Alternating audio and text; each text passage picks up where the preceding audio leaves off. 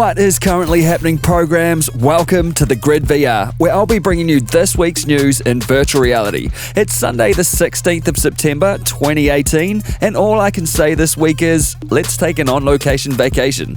We've got Wrench bringing car mechanics beyond the toy, Disney and Marvel stepping further into the void, Ace Combat VR ready to be deployed, Kingdom Hearts, Everybody's Golf, Metal Slug Tunes of War, and much more. Today, I'm going to cover off the main events to keep you in the loop. So stay locked, enjoy, and welcome to the Grid VR.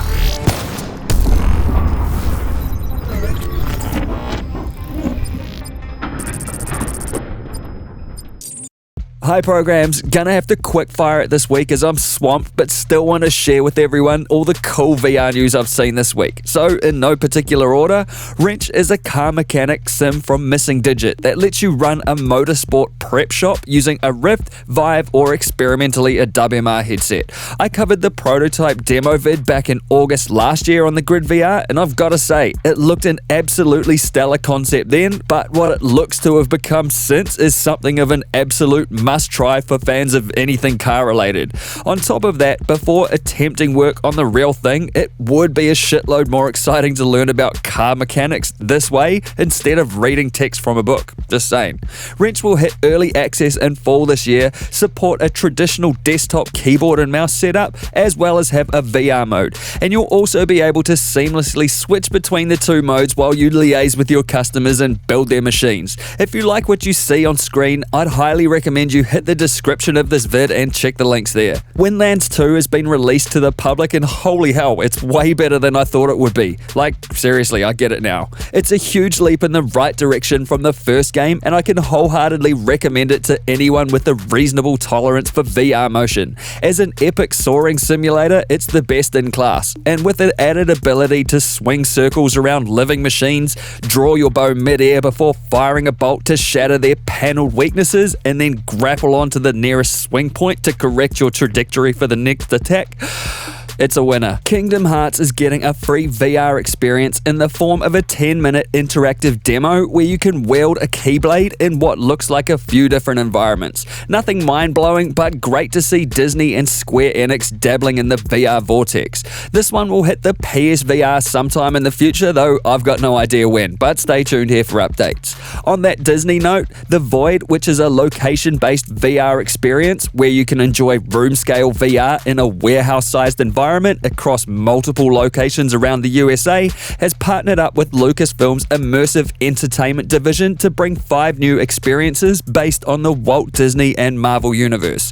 Not much is known about this one, except that one experience will be based on Wreck-It Ralph 2, and the other an undisclosed Marvel movie that will pop up next year. In addition to that, Cineplex, the Canadian theatre giant who collaboratively brought The Void into existence and has the sole rights to operate the Void concept, has signed a deal to bring up to 40 VR installations to Canada in partnership with VR Studios. So expect to see more VR in more mainstream places over the next year or so. Speaking of cinemas, IMAX is one of my favorite things in the world and one of the only ways I will watch 3D movies, outside of a giant virtual screen on my Oculus Go. More info on how to do that in this video here.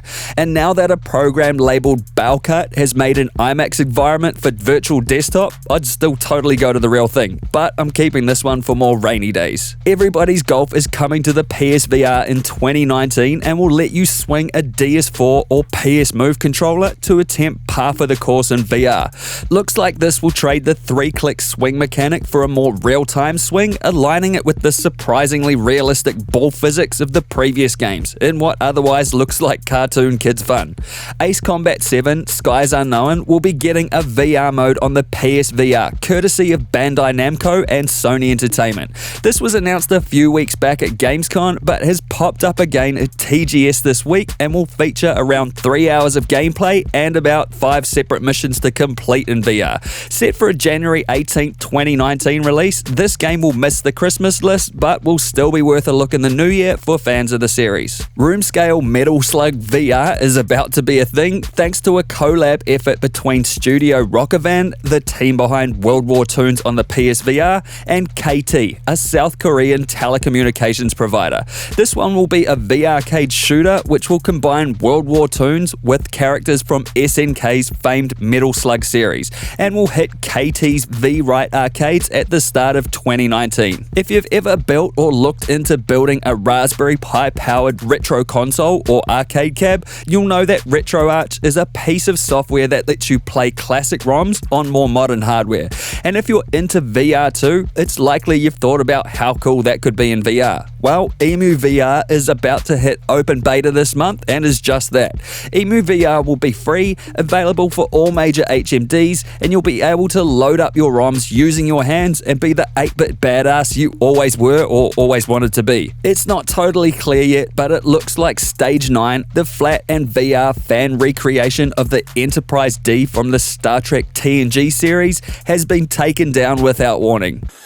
Absolutely gutted if this is a takedown order, as it was shaping up to be a winner, and for now we'll just have to wait it out and see what the dev says in the next few days as to what hand the experience has been dealt. Either way, not great. Transference, the psychological thriller from Spectravision and Ubisoft featuring Elijah Wood, is due out this week on the 18th of September. I covered this one in a little more detail a little over a year ago on this episode of the Grid VR, and I liked what I saw from this buckled mixture of seemingly physical and actual virtual reality.